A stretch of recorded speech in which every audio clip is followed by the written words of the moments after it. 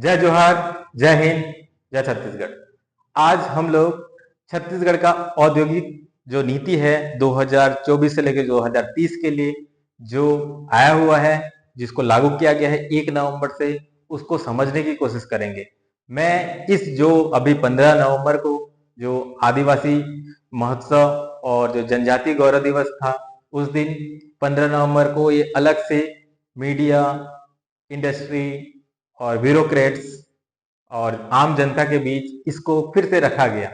तो मैं भी उस जो महत्वपूर्ण पल था, मैं मौजूद था, जहाँ पे अलग अलग हमारे मिनिस्टर्स थे, जैसे चीफ मिनिस्टर जी थे, उप चीफ मिनिस्टर जी थे, ओपी चौधरी जी भी थे, जिससे मैंने भी मुलाकात की।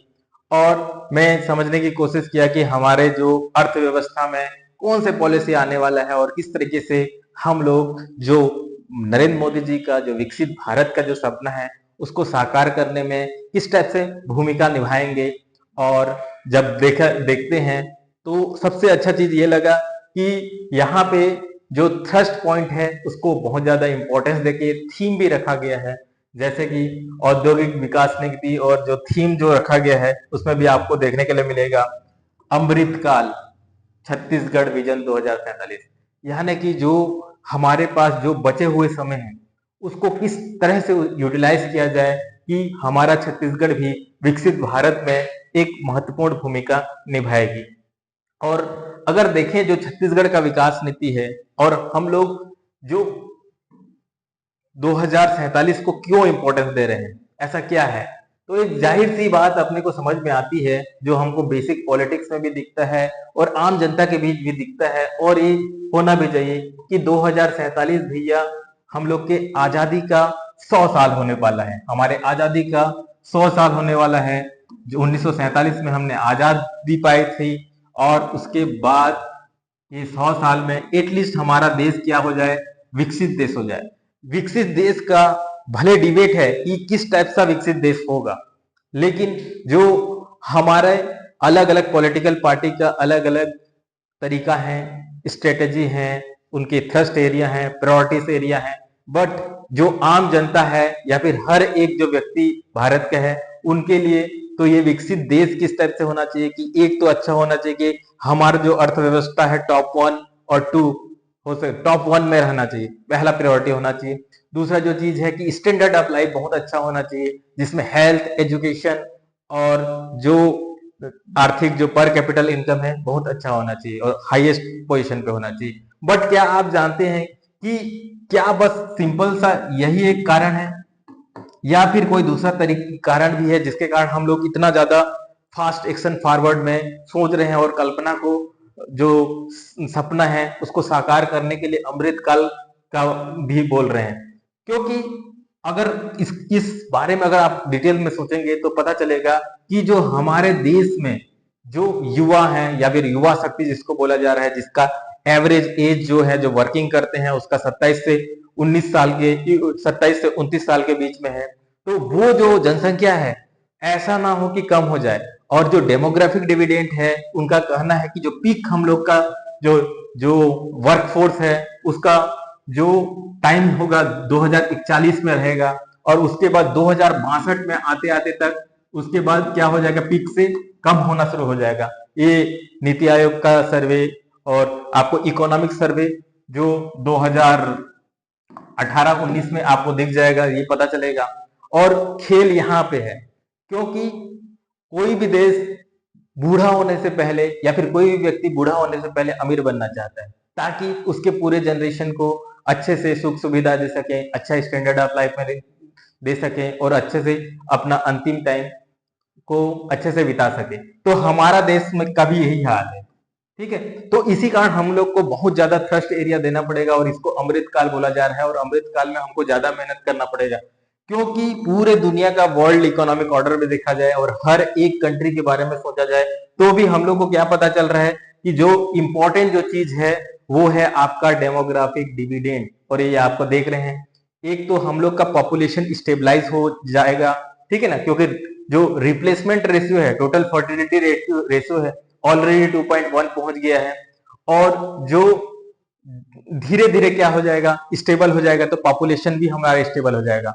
यानी कि हम लोग का जो अभी अभी का जो जनरेशन है वो सबसे टफ पीरियड में गुजर रहा है, क्योंकि अभी जो है जो बच्चे हैं वो सबसे हाईएस्ट नंबर में है, तो उनके लिए प्रेशर भी बहुत है बोल सकते हो, और जितना भी एजुकेशन है, हेल्थ है, और अभी ही सबसे ज्यादा प्रायोरिटी माना जा रहा है और देखा जा रहा है। आप यहाँ पे देखेंगे सरकारी जो गवर्नमेंट का इकोनॉमिक सर्वे का डाटा है, तो उसके हिसाब से अगर देखा जाए, और उसमें भी देखा जाए कि कुछ स्टेट ऑलरेडी बुजुर्ग होने के कगार पे हैं और जाने की होने वाले हैं, यानी कि वहां पे जो एक्चुअल जो वर्क फोर्स है वो जो यूथ कम होते जा रहे हैं। तो ये आपके ग्राफ आप लोग देख सकते हैं, रिप्लेसमेंट रेशियो का यहाँ पे ग्राफ देख सकते हैं, ठीक है ना। तो अब पॉपुलेशन तो स्टेबल होगा, और पूरा जो गेम चल रहा है पूरे दुनिया भर में वो है डेमोग्राफिक डिविडेंड का, क्योंकि अगर अमेरिका का देखो, अमेरिका भी बुजुर्ग होते जा रहे हैं, ठीक है, और वहां पे भी अभी एबॉर्शन लॉ, आप जो डिबेट था इलेक्शन में उसका देखें, रशिया का देखो, चाइना ने वन चाइल्ड पॉलिसी उसको खत्म कर दिया है। यूरोप का देखो, यूरोप में भी अब क्या बोल रहे हैं, यूरोप में भी ज्यादा बच्चे पैदा करने की एक मुहिम चला रहे हैं। या फिर जो रसिया का देखो तो उन्होंने मिनिस्ट्री ऑफ सेक्स ही बना दिया है, मिनिस्ट्री ऑफ सेक्स बनाए हैं, ठीक है ना, ताकि वहां पे और बच्चे पैदा कर सकें। तो एक होड़ लगी है। इवन इलन मस्क भी बोलते हैं कि जितना ज्यादा हो सके बच्चा पैदा करो, अमेरिका के लिए बोल रहे हैं। जापान में देखो, जापान में हॉलीडे दे रहे हैं, साउथ कोरिया में अलग अलग प्रोविजन दे रहे हैं कि आपको पॉपुलेशन बढ़ाना है, ठीक है। वहां पे रिप्लेसमेंट रेशियो से बहुत कम हो गया, लेकिन इस टाइम में जो सबसे फेवरेबल पोजीशन पे है वो अपना इंडिया है। हमने बहुत अच्छे तरीके से हमने अपना पॉपुलेशन को कंट्रोल कर रहे हैं और किए हैं। तो अगर इस वे में देखोगे तो आपको पता चलेगा कि हमारे पास बहुत कम टाइम है, ठीक है, और हमको नेक्स्ट 20-30 इयर्स के अराउंड में हम लोग को क्या है कि अपना यूथ को जो डेमोग्राफिक डिविडेंड है उसमें इन्वेस्ट करना पड़ेगा, और वो इंडस्ट्री का पॉलिसी ऐसे रहना चाहिए कि फेवरेबल होना चाहिए। कोई भी यूथ अगर कुछ कार्य करना चाहता है तो उसके लिए इतना आसान मैकेनिज्म बनाना पड़ेगा कि आपका वैल्यू एडिशन कर सके इकोनॉमी में और उत्पादन बढ़ा सके। तो इसी वे में अगर हम लोग आगे देखेंगे तो हमको पता चलेगा कि कैसे करके हम लोग इस जगह पे पहुंच रहे हैं।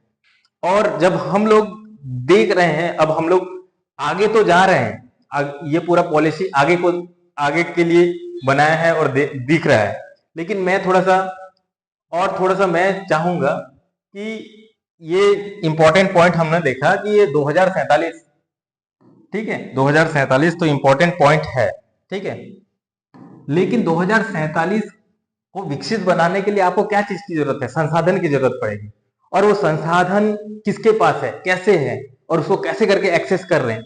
तो हमको आगे नहीं, हमको उसके लिए पीछे जाके देखना पड़ेगा, ठीक है, और वो पीछे जाके देखने से ही हमको पता चलेगा कि कैसे कैसे हम लोग ने संसाधन का यूज किया है, और किसके कारण हमारा जो देश है आज तक अभी विकासशील ही है और विकसित नहीं बन पाए हैं।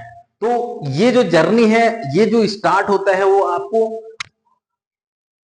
पहुंचना पड़ेगा 1648। उससे पहले भी जा सकता हूं, लेकिन उसके पहले अगर जाऊंगा ना तो वो बाबा बागेश्वर धाम वाला सरकार हो जाएगा, क्योंकि यहां से ये एक ऐसा पॉइंट रहता है इतिहास में 1648, यहां पे एक चीज का स्थापना होती है, राष्ट्र का स्थापना, ठीक है, एक पॉलिटिकल नेशन की आइडेंटिटी आती है। और उसके बाद क्या होती है कि जो धर्म के कारण जो लड़ाई करने वाले हैं वो लोग क्या होते हैं, और जो राजतंत्र है, ठीक है ना, राजतंत्र और धर्म से जो चलने वाला एक इंस्टीट्यूशन रहता है, समाज रहता है, वो कन्वर्ट होता है एक राष्ट्र के रूप में। और उस राष्ट्र के रूप में जब कन्वर्ट होता है तो उसके बाद कुछ और महत्वपूर्ण इवेंट होते हैं। ये राष्ट्र बन गया तो उसके बाद एक और रिवॉल्यूशन होता है, ठीक है ना। 1776 में अमेरिका का रिवॉल्यूशन सुने होंगे, अमेरिकन रिवॉल्यूशन, जो हम लोग को एक कैसे करके जीना है उसके लिए एक लोकतंत्र देता है, ठीक है, लोकतंत्र देता है। फिर धीरे से क्या होता है, 1789 में एक फ्रांस में रिवॉल्यूशन आता है जिसमें गणतंत्र देता है, ठीक है, और उसके बाद तो लोकतंत्र गणतंत्र के बाद हमको समझ में आती है। और यहाँ पे जब आगे बढ़ते रहते हैं तो संसाधन का, जब राष्ट्र का निर्माण होता है तो संसाधन को कैसे करके नियंत्रण करना है राष्ट्र के अधीन चले जाता है, और वहां से हम लोग को अलग अलग नीतियां बनने शुरू हो जाते हैं, ठीक है। और यहाँ पे जो यूरोप में जो नीति बनती है राष्ट्र को और राष्ट्रवाद आता है, तो औद्योगिकरण की नीति आती है, औद्योगिकरण। और उस औद्योगिकरण के कारण ही है कि जो रिवॉल्यूशन होता है, औद्योगिक क्रांति होता है, ब्रिटेन में होता है, और ब्रिटेन एक बहुत बड़ा साम्राज्य बनता है। और ये जो औद्योगिकरण की नीति है, ठीक है ना, जिसमें अर्बनाइजेशन भी होगा, ठीक है ना, औद्योगिकरण करोगे तो अर्बनाइजेशन भी होगा। तो उसके कारण क्या होता है कि ये रिसोर्सेस जो रिसोर्सेस के लिए, संसाधन के लिए पूरे यूरोप के देश दूसरे दूसरे देश में चले जाने की कोशिश करते हैं। और इसी कारण ही, इंडस्ट्रियल रिवॉल्यूशन के कारण ही, इंडस्ट्रियल नीति के कारण ही हमारा देश एक उपनिवेश बन जाता है, ठीक है, और बाद में क्या है, एक बाजार बन जाता है। तो और यही कारण है, एक स्मार्ट नीति के कारण हमने, हमारा पूरा जो ब्रिटेन ने इतने बड़े देश को कोलोनाइज कर देता है, ठीक है। तो इसी कारण राष्ट्र की अवधारणा, उसके बाद लोकतंत्र के आने के कारण, और ये जो औद्योगिकरण में जो सबसे बड़ा भूमिका निभाता है वो है पूंजीवादी विचारधारा, ठीक है। तो उसके कारण क्या है कि पूरे दुनिया में ब्रिटेन का एक साम्राज्य बनता है। लेकिन धीरे धीरे आगे बढ़ेंगे तो हमको भी समझ में आता है, और हम ड्रेन ऑफ वेल्थ सुनते हैं दादा भाई नौरोजी के, और उसके बाद हम लोग अपना नेशनल मूवमेंट स्टार्ट करते हैं, और हम भी एक राष्ट्र बनाने की कल्पना करते हैं। और जो 1947 में, और 1947 में हम अपना एक नया राष्ट्र बनाते हैं। और उस राष्ट्र में जो सबसे ज्यादा हम लोग को जो आइडिया सबसे ज्यादा अट्रैक्ट करता है वो है 1917 में हुए सोवियत रिवॉल्यूशन का, जिसको आप समाजवाद भी बोलते हैं, समाजवाद। तो एक साइड पूंजीवाद चलते रहता है, जो इंडस्ट्रियलाइजेशन कराते हैं कुछ गिने चुने इंडस्ट्री के थ्रू। दूसरा समाजवाद में क्या होता है कि सरकार सबसे इंपॉर्टेंट फ्रंट एंड लेता है पॉलिसी बनाने में, और इंडस्ट्री बनाता है। लेकिन जो चीज होता है, जब राष्ट्र का निर्माण होता है, तो एक जो समुदाय होता है, जो अभी भी है, वो है आदिवासी समुदाय। उनका जो रिसोर्सेस है, वहां पे ही सबसे बड़े खनन होते हैं, ठीक है, और वहां से विस्थापन होते हैं, ठीक है। और ये मुद्दा आज भी है। और जब राष्ट्र बनाते हैं तो हमारे देश में यहां से लेके इधर, जब देश आजाद होता है, तो हम लोग क्या, संप्रभुत्व, ठीक है ना, समाजवादी विचारधारा को अपनाते हैं 1947 में। लेकिन हम लोग का अर्थव्यवस्था में मिश्रित अर्थव्यवस्था रहता है, कि जिसमें पूंजीवाद भी रहेंगे और समाजवाद भी रहेगा। तो ये दोनों का मिक्स अर्थव्यवस्था बनाते हैं, और ये आगे वे फॉरवर्ड चलता है। लेकिन मैं यहाँ पे ये सब चीज क्यों बता रहा हूँ, क्या ये हम लोग की पॉलिसी में है? हाँ भाई, पॉलिसी के लिए ही तो बना रहा हूं, क्योंकि जो अल्टीमेट ऑब्जेक्टिव जिन्होंने सर, जो हम लोग को ने बताया है कि इस औद्योगिक नीति का अल्टीमेट पॉलिसी क्या है, समाजवाद, इस समावेशी विकास, समावेशी विकास, मतलब विकास हो लेकिन सब जगह पे हो। अब देखो ये कैसे होगा, और यहाँ ये बहुत ज्यादा इंपॉर्टेंट है, ये पॉइंट नहीं पढ़ेंगे तो हमको ये समझ में नहीं आएगा कि छत्तीसगढ़ का डेवलप एक अलग राज्य क्यों बनाया गया। तो यहां से थोड़ा सा अगर आगे बढ़ते हैं तो देखेंगे 1947 में हम लोग समाजवादी विचारधारा वाले देश बन जाते हैं, ठीक है ना, क्योंकि इंपॉर्टेंस बहुत सारे जितने भी आपको इंपॉर्टेंट लीडर मिलेंगे, भगत सिंह, ठीक है, भगत सिंह हो गए, ठीक है ना, समाजवादी। और नेहरू जी का, उसके बाद आपके सुभाष चंद्र जी का पूरा जो विचारधारा इधर समाजवादी विचारधारा है, ठीक है ना। उसके ऊपर में अगर देखेंगे तो आपको गांधी जी दिखेंगे, ठीक है, जो कि एक उनका भी एक विचारधारा है, ठीक है। उसके बाद doctor B are Ambedkar ji दिखेंगे, उनका भी एक विचारधारा है। और ये आज भी यहाँ पे है, ये प्रॉब्लम है, ठीक है ना। और ये जो प्रॉब्लम है, ये संसाधन का ही सबसे बड़ा प्रॉब्लम है। साथ में हमारे जो पहले जो व्यवस्था थी, राष्ट्र बनने से पहले जो व्यवस्था थी, सामंतवाद व्यवस्था, ठीक है ना, और उसमें हमारा जो धर्म और सामंतवाद के रिलेशन में एक हम लोग का जाति व्यवस्था बना था, उसके कारण आज भी समस्या वही है। इसी कारण जब आगे हम लोग देखेंगे और इस इकोनॉमिक पॉलिसी में भी देखा जाएगा, तो अलग अलग वर्ग बनाया गया है, ठीक है ना, और अलग अलग वर्ग के लिए विशेष पैकेज भी दिया गया है इस पॉलिसी में। तो जैसे 1947 में हम लोग आजाद होते हैं, लेकिन 1991 में, ठीक है, 1991 तक हम लोग मिश्रित अर्थव्यवस्था चलते रहता है, थोड़ा समाजवादी ज्यादा हुआ करता है, ठीक है ना। फ्री मार्केट पूंजीवादी थोड़ा कम रहता है। लेकिन 1991 में जब बैलेंस ऑफ क्राइसिस होता है तो हम लोग एलपीजी रिफॉर्म करते हैं, लिबरलाइजेशन करते हैं, प्राइवेटाइजेशन करते हैं और ग्लोबलाइजेशन करते हैं। और ये जो है भारत के जो आर्थिक नीति में बहुत बड़ा परिवर्तन लाता है। और यहाँ पे हम लोग का फ्री मार्केट का एंट्री होता है। फ्री मार्केट का एंट्री होता है 1991 में। और उसके बाद एक जो बड़ा और समस्या हो जाती है, पूंजीवादी विचारधारा के आधार पे थोड़ा शिफ्ट होते हैं समाजवादी से। तो एक जो समस्या, सबसे बड़ा समस्या आती है, इंडस्ट्री तो बढ़ रहे थे, ग्रोथ तो हो रहा था, लेकिन क्या होता है, इंडस्ट्री बढ़ रहे हैं, ग्रोथ हो रही है, लेकिन जो सबसे बड़ा समस्या जो हमारे पास आ जाती है वो है कि समावेशी विकास। जो विकास हो रहा था कुछ क्षेत्र में हो रहा है और उसमें असंतुलन ज्यादा है। तो असंतुलन ज्यादा है तो इस कारण हमको क्या, हमारे को एक जो समस्या के कारण, तो जब 1991 में 1991 में एलपीजी रिफॉर्म होता है तो हम देखते हैं कि ये जो एक्सपोर्ट करने वाले जो राज्य हैं वो तो बहुत अच्छा परफॉर्म करते हैं। लेकिन एक जो स्टेट होता है, ये वाला जो स्टेट होता है, ये ये एरिया का स्टेट बोलते हैं, जिसको बाद में बीमारू स्टेट भी बोला जाता है, ठीक है ना। बिहार, मध्य प्रदेश, असम, राजस्थान, उत्तर प्रदेश, यहाँ पे तो जब विकास, जो वृद्धि हो रही है, विकास हो रहा है, उसका जो लाभ है बस कुछ ही क्षेत्र को मिल रहा है और कुछ उद्योग को मिल रहा है।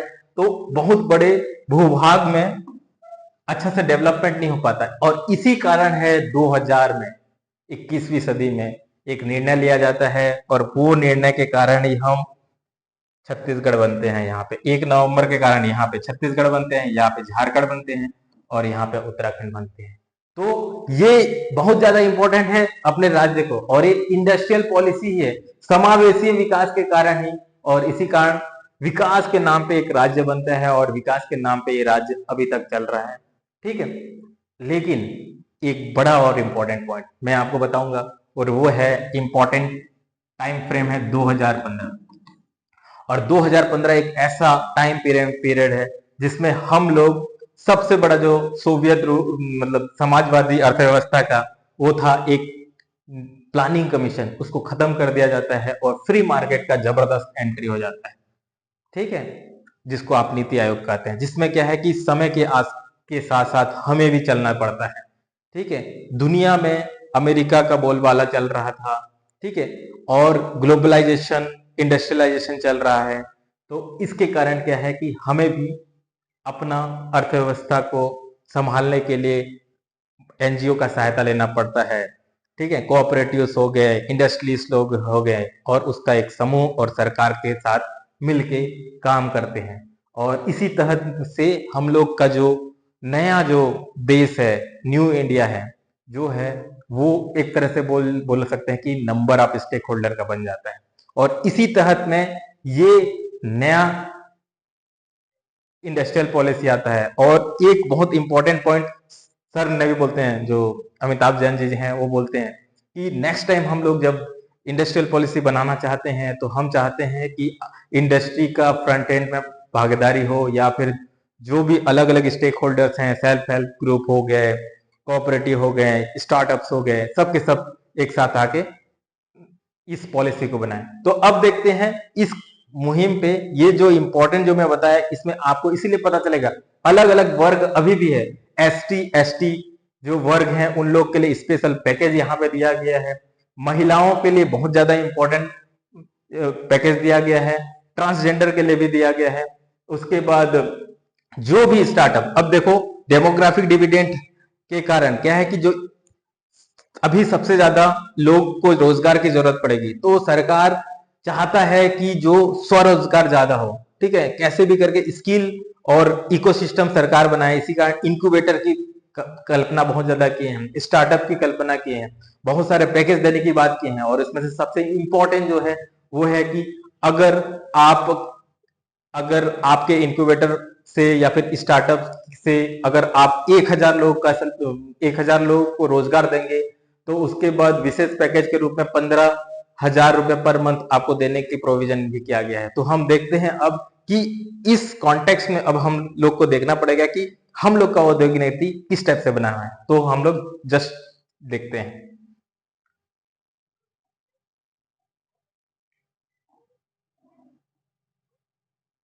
ठीक है, तो क्या क्या लिखा है, क्या क्या किए हैं।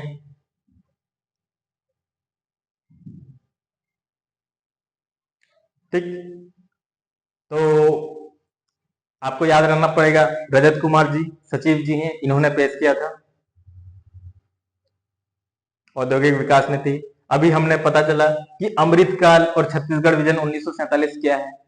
ठीक है ना, ये पढ़े समझे, और ये बताया कि ये जो नीति है उसका समय समय सीमा कितना रहेगा कि 1 नवंबर 2024 से लेके 31 मार्च 2030 तक प्रभावशील रहेगी। और सरकार के पास ये अधिकार रहेगा समय समय पे कि जो डिमांड है और जो जरूरत है उसके हिसाब से परिवर्तन कर सके। ठीक है, नेक्स्ट आगे पढ़ते हैं, पृष्ठभूमि को देखते हैं। तो ये कौन सा नंबर का आपको याद करके रखना है, कौन से नंबर का औद्योगिक नीति है। तो ये 5वां नंबर का औद्योगिक नीति है। पहला नंबर कब हुआ था, 2001 से लेकर 2006 के बीच था। लेकिन जैसे ही सरकार परिवर्तन होता है तो निर्धारित नीति से पहले समाप्त की जाती है। फिर 2004 से 2009 के बीच थी, उसके 2009 से 14, फिर 2014 से लेकर 2029 और 2019 से लेकर 2030, और नेक्स्ट जो अभी जो छठवां है वो है 2024 से लेकर 2030। ठीक है, ये है आपका। इसमें क्या क्या, इस नीति में क्या क्या चीज करने की कोशिश किया गया है। तो सबसे इंपॉर्टेंट चीज क्या क्या गया है कि सबसे ज्यादा तो बहुत सारे जो इंफ्रास्ट्रक्चर और कनेक्टिविटी में बहुत ज्यादा इंपॉर्टेंस दिया गया है। और ब्याज का अनुदान के रूप में जो लागत पूंजी के लिए अनुदान देने की बात की गई है, स्टाम्प ड्यूटी के शुल्क में कमी करने की बात की गई, विद्युत शुल्क छूट देने की बात कर दी है, और अनेक कर छूट देने की बात की गई है, मंडी शुल्क कम करने की बात की गई है, और सब बहुत सारे अनुदान दिया गया है। और ये अनुदान क्यों दिया जा रहा है, ये प्रोत्साहन करने के लिए कि यहाँ पे इंडस्ट्री आए और रहे। और इसके लिए, और दूसरा जो अभी तक हम लोग बात कर रहे थे कि इस जो नीति है उसका जो वन ऑफ द इम्पोर्टेंट जो काम है क्या है कि समावेशी विकास होना है। इसीलिए इस उद्देश्य में अनुसूचित जाति जनजाति के लिए विशेष पैकेज दिया गया है, स्टार्टअप के लिए पैकेज दिया गया है, और लघु और कुटीर उद्योग के लिए और लॉजिस्टिक पार्क के लिए इंपॉर्टेंस दिया गया है। ठीक है, आगे बढ़ते हैं। ठीक है, इस जैसे कि मैं बता रहा था कि युवा सबसे इंपॉर्टेंट है, क्योंकि डेमोग्राफिक डिविडेंड में तो युवाओं के लिए वैकल्पिक रोजगार के अवसर प्राप्त करने के लिए और स्वरोजगार के लिए बहुत सारे योजना बनाए हैं, हम लोग देखेंगे धीरे धीरे इसमें, और ये बताया गया है कि कब लागू होगा। ठीक है, नेक्स्ट आगे बढ़ते हैं।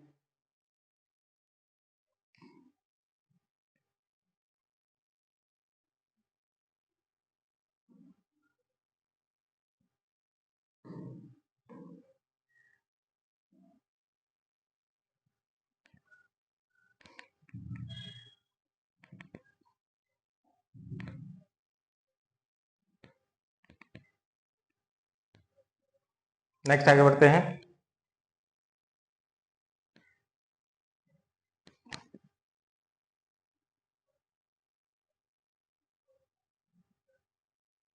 ये पढ़ लिए, विजन देख लिए, पृष्ठभूमि।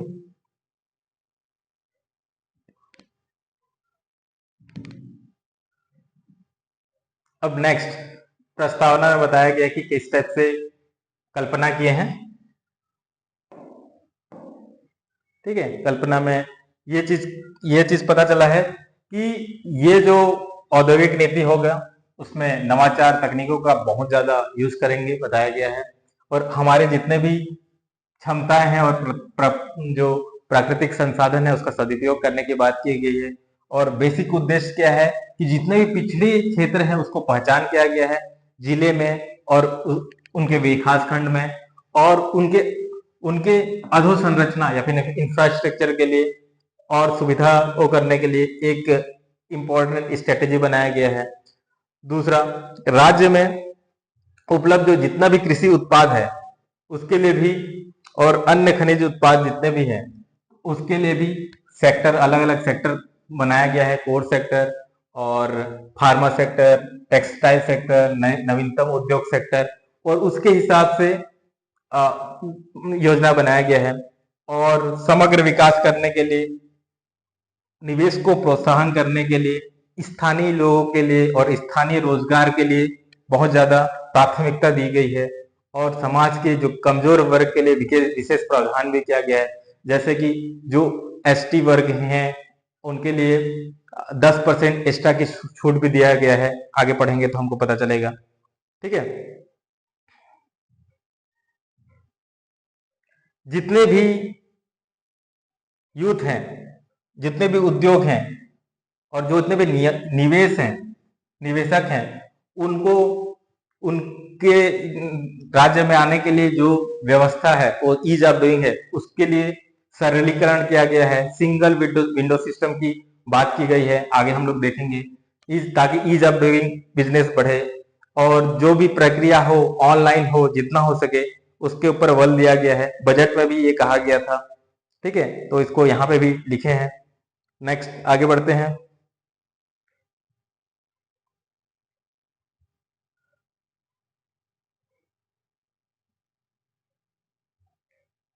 ठीक है, जितना हो सके डाइवर्सिफिकेशन के ऊपर ध्यान दिया गया है। जितना हो सके हम लोग को डाइवर्सिफाई करना है। सबलीकरण की बात की गई है और प्रसार की बात की गई है कि अलग अलग उत्पाद बनाया जा सके। और ये ध्यान रखा जाए कि अगर जितने भी बाहर के राज्यों से हम लोग सामान जो ज्यादा ले रहे हैं उसको चिन्हित किया जाएगा। और क्या है, उसके लिए हमको खुद के राज्य में उसको निर्माण करने के लिए योजना बनाया गया है। इसमें विशेष ध्यान दिया गया है लॉजिस्टिक सुविधाओं के लिए। लॉजिस्टिक के ऊपर बहुत ज्यादा ध्यान दिया गया है। और कहा जा रहा है कि इसको लॉजिस्टिक हब बनाने की बात कर रहे हैं देश का, क्योंकि देश के सेंट्रल में है ये हमारा नया रायपुर और छत्तीसगढ़ देश के सेंट्रल में है। और छत्तीसगढ़ को अगर देखा जाए तो आपको पता चलेगा कि छत्तीसगढ़ के आसपास 7 राज्यों हैं जिनका पॉपुलेशन अराउंड 55 करोड़ के आसपास है। मतलब nearly half of the population of the India हमारे आसपास, हमारे पड़ोसी हैं। तो उसके लिए लॉजिस्टिक एक बहुत अच्छा सेक्टर बन सकता है यहाँ पे, कि लोग आए अपना सामान रखें और यहाँ से पूरे देश में ट्रांसपोर्ट करें। ठीक है, उसके बाद अलग अलग इवन छत्तीसगढ़ का हेल्थ हब बनाने की भी बात की है चीफ मिनिस्टर साहब ने। ठीक है, और हर एक स्टेक होल्डर को उसमें ध्यान रखा गया है और उसमें भागीदारी बनाने के लिए कोशिश किया गया है। तो इसको आप पढ़ सकते हैं अच्छे से।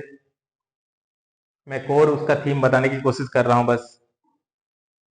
नेक्स्ट, ऑब्जेक्टिव क्या है? ऑब्जेक्टिव हमने देखा कि ऑब्जेक्टिव क्या है यहाँ पे, कि भैया हम लोग को विकसित भारत में भूमिका निभाना है। ठीक है, तो इसके लिए अलग अलग क्षेत्र हैं, जो औद्योगिक क्षेत्र हैं, अलग अलग विकास खंड है, वहां हर एक विकास खंड तक हमको औद्योगिकरण करना है, उसकी बात की गई है। विकास खंड तक पहुंचाना है। ठीक है, उसके बाद अलग अलग टाइप के उत्पाद भी बनाना है, अलग अलग सेक्टर की बात की गई है। और जितने भी उद्यमी हैं, जन उद्योग में उद्यमी बनना चाहते हैं, उनके लिए एक सिंगल विंडो व्यवस्था की बात की गई है।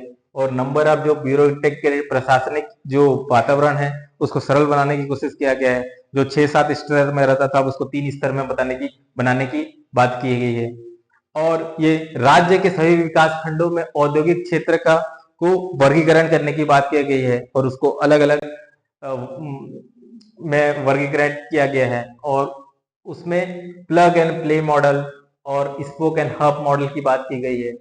ठीक है, उसके बाद अगर हम आगे जाएं तो बहुत सारे जो नवीनतम टेक्नोलॉजी है, नवीनतम तकनीकी के आधार पे अलग अलग जो इमर्जिंग इंडस्ट्री है उसमें भी इन्वेस्ट करने की बात की गई है। और जैसे कि टेक्सटाइल, फार्मास्यूटिकल, जो एपीआई इंडस्ट्री है, मेडिकल फार्मा है, स्टील इंडस्ट्री से जो प्रोडक्ट बन रहे हैं। ठीक है, साथ ही एआई और बायोटेक्नोलॉजी में भी जोड़ दिया गया है। नेक्स्ट आगे बढ़ते हैं। ठीक है, कोर सेक्टर बनाने की बात की गई है। कोर सेक्टर में आपका steel, cement, thermal power plant, aluminium plant तथा कृषि को भी बहुत ज्यादा इंपॉर्टेंस दिया गया है और वानिकी वनोपज उत्पाद को लेके बहुत ज्यादा जोर दिया गया है और बहुत जरूरी है, क्योंकि आर्टिफिशियल इंटेलिजेंस में अगर कोई क्षेत्र जो सबसे कम प्रभावित होगा उसमें से ये है वनो उत्पादन वाला क्षेत्र, और दूसरा हैंडीक्राफ्ट वाला। तो बहुत ज्यादा इंपॉर्टेंस दिया गया है और एक अच्छी बात भी है। और हमारे राज्य में बहुत सारे जो माइनर फॉरेस्ट प्रोडक्ट है, ठीक है ना, वो है, तो उसका उपयोग किया जा सकता है। और दूसरा, ये सब जो टेक्नोलॉजी वाली उद्यम करने के लिए आपको स्किल की जरूरत पड़ेगी। तो भारत सरकार के उद्यमिता केंद्र विकास संस्थान केंद्र की स्थापना की जाएगी छत्तीसगढ़ में भी, उस तर्ज पे बताया गया है। और निवेशक कोर सेक्टर के उद्योग में आकर्षण करने, नए निवेश करने के लिए एक अच्छा वातावरण बनाया गया है, ठीक है। और मोस्ट इंपोर्टेंट है, आर्टिफिशियल इंटेलिजेंस और रोबोटिक्स जैसे तकनीकी का उपयोग करने की बात की गई है। और सूचना प्रौद्योगिकी के थ्रू हम लोग को अधिकतर निवेश के लिए आकर्षण करना चाह रहे हैं। साथ ही यहाँ पे है कि IIT, IIIT, NIT, IIM, बड़ी संख्या में जितने भी इंजीनियरिंग कॉलेज के जो युवा निकल रहे हैं उसके लिए अवसर प्राप्त हो, ठीक है ना, इसकी बात की गई। बट मैं थोड़ा सा यहाँ से स्लाइटली डिफरेंट ओपिनियन रखता हूँ कि हमको इकोसिस्टम को ही इतना अच्छा से बनाना पड़ेगा और बनाना चाहिए। जैसे कि इंक्यूबेशन की बात तो की गई है कि जो इतने अच्छे अच्छे इंस्टीट्यूट है वो वहां से ही सेल्फ एम्प्लॉयमेंट करने का जर्नी शुरू करें, ठीक है। तो उसके लिए जैसे कि स्कॉलरशिप दे सकते हैं PhD में, इस टाइप से कर सकते हैं। और जैसे कि हम लोग को कहा जा रहा है कि अगर दुनिया आर्टिफिशियल इंटेलिजेंस की तरफ जा रहा है, AI की, और AI के लिए सबसे ज्यादा जो चीज है, एक तो डाटा है, और डाटा के लिए डाटा सेंटर। मेरे को लगता है कि अगर इस जगह पे हम लोग काम किया जाए, डाटा सेंटर के जगह पे, और data centre capital of the world बना दिया जाए नया रायपुर को, तो बहुत सारे यहाँ पे इन्वेस्टमेंट आया जा सकता है। क्योंकि डाटा सेंटर बनाने के लिए आपको क्या चाहिए, लैंड कम, लैंड की कीमत यहाँ पे कम है। दूसरा सबसे ज्यादा इंपॉर्टेंट है पावर, और इंडिया का सबसे कम कॉस्ट पे जो पावर हम लोग को यहाँ पे छत्तीसगढ़ के मिलता है। और आपका स्ट्रेटेजिक लोकेशन, क्योंकि सेंटर में हो तो सर्वर और डाटा सेंटर यहाँ पे रहेंगे तो बहुत आसानी से अच्छा रहेगा। तो AI के, अगर एक दुनिया अगर AI में जा रहा है तो नया रायपुर एक अच्छा डेस्टिनेशन है, जिसमें अगर अगर अच्छा से पॉलिसी हम लोग बनाए जाए तो ये जो अपॉर्चुनिटी है उसको इनकेस कर सकते हैं। क्योंकि नेक्स्ट बेंगलोर नहीं बना सकते कहीं पे, नेक्स्ट सिलिकॉन वैली नहीं बना सकते हैं, तो नया रायपुर को एक अच्छे तरीके से बनाने की कोशिश किया जाना चाहिए। और इस ये ठीक है, नेक्स्ट आगे बढ़ते हैं। अलग अलग रणनीति दिया गया है, और रणनीति में आपको मैंने बताया था कि ये रणनीति में जो सबसे पहला जो ये कहा गया है कि अलग अलग विकास खंड को चिन्हित किया गया है, ठीक है। जो इंपॉर्टेंट रणनीति क्या है, अलग अलग जो विकास खंड है उसको चिन्हित किया गया है, अलग अलग समूह में बांटा गया है। दूसरा, प्राकृतिक संसाधन के लिए जो उद्देश्य जो है, जैव विविधता हो, और क्या है कि वनोपज है, हर्बल है, ठीक है ना, इनके, ठीक है, इसको इसको इसको प्रोसेसिंग करने के लिए प्रोसेसिंग इंडस्ट्री बनाने की बात गई है, जो फूड प्रोसेसिंग इंडस्ट्री बनाने की बात किया गया है। ये स्ट्रेटेजी बहुत अच्छा स्ट्रेटेजी है। दूसरा है कि जितना भी संसाधन है राज्य के अंदर जो यूज कर रहे हैं, तो उसका स्थानीय स्तर पर उसका इस्तेमाल किया जाए, प्रोत्साहन किया जाए, और दूसरी जगह पे उसको बेचा जाए, ठीक है ना। और क्षमता को विकास करने की बात की गई है। और एक बहुत ज्यादा इंपॉर्टेंट ये वाला भी है, जो स्ट्रेटेजी बहुत अच्छा है समावेशी विकास के लिए। जो कमजोर वर्ग, अनुसूचित जाति और जनजाति, महिला, तृतीय लिंग, भूतपूर्व सैनिक, ठीक है ना, पैरामिलिट्री में शामिल हुए, सेवानिवृत्त अग्निवीर और नक्सल प्रभावित जो आत्मसमर्पित नक्सली हैं, उनके सहभागी के लिए भी योजना बनाया गया है, प्रोत्साहन दिया गया है। और ये पूरे देश में पहला, वन ऑफ द पहला राज्य बन गया है जिसमें अग्निवीर से जो सेवानिवृत्त होंगे उनके लिए स्वरोजगार के लिए या फिर उनके लिए पॉलिसी बनाया है। इवन जो भूतपूर्व सैनिक हैं और जो नक्सल प्रभावित जो जो आत्मसमर्थन समर्पण कर लिए हैं, उनके लिए भी प्रोत्साहन करने के लिए भी योजना बनाए हैं, ठीक है। और सबसे इंपॉर्टेंट है कि तकनीकी जो संस्था है उनके वहां पे भी आपको एक उनके प्रशिक्षण के केंद्र बनाया जाएगा और उनके पाठ्यक्रम में सम्मिलित किया जाएगा, ताकि जो कौशल है वो कॉलेज के अंदर ही निर्माण हो सके। ठीक है, और इसके लिए जो स्टार्टअप पॉलिसी और इंक्यूबेटर केंद्र की स्थापना करने पे जोर दिया जा रहा है। तो और इसके बारे में थोड़ा डिटेल से हम लोग अंडरस्टैंड करेंगे थोड़ा सा आगे में।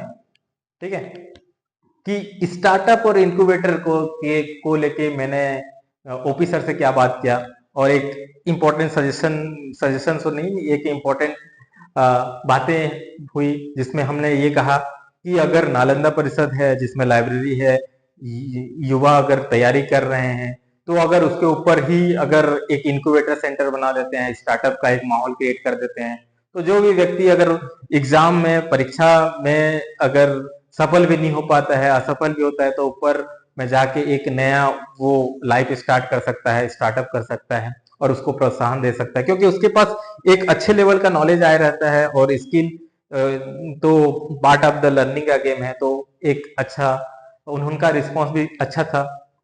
ठीक है, ठीक, नेक्स्ट आगे बढ़ते हैं इस रणनीति में।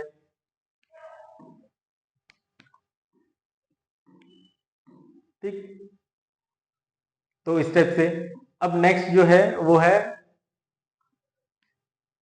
जितना भी इंपॉर्टेंस हो जाए, पॉलिसी जितना भी अच्छे से आ जाए, लेकिन अगर अगर उसके लिए कंडीसिव इन्वायरमेंट नहीं बनाएगा, तो वो पॉलिसी का एग्जीक्यूशन उस लेवल पे नहीं हो सकता। तो उसके लिए भी इस योजना में बताया गया है कि किस टाइप से पॉलिसी के लिए कैसे करके फ्रेमवर्क बनाएंगे, सिंगल विंडो बनाएंगे, उसके बाद पीरियोडिक रिव्यू होगा। तो ये सब कुछ बताया गया है कि पीरियोडिक रिव्यू करेंगे, चीफ मिनिस्टर की सर सर ने भी बोला कि हाँ करेंगे, हर 2 महीना के आसपास में करने की विचार बताया गया है। तो इस तरह से जो बेसिक बेसिक चीजें हैं मैं बताने की कोशिश किया हूँ, और भी इम्पोर्टेंट चीजें हैं जैसे कि इंक्यूबेटर वाला है, स्टार्टअप वाला है, उसके लिए मैं एक अलग से वीडियो बनाऊंगा। और बाकी उसके बाद जो है जितना भी है वो क्या है कि एक ढांचा बताया गया है, जो कि एज अ हम लोग एस्पिरेंट लोग के लिए इतना ज्यादा इंपॉर्टेंस नहीं है, लेकिन जो कोई स्टार्टअप करना चाहता है, कोई जो उद्योग करना चाहता है, उसके बाद बहुत ज्यादा उपयोग हो जाता है, क्योंकि उसमें बहुत सारे अनुदान की बातें कही है, बहुत सारे छूट की बातें की है। ठीक है, तो इस तरीके से मैं इस डॉक्यूमेंट को समझने और समझाने की कोशिश किया। तो थैंक यू फॉर लिसनिंग।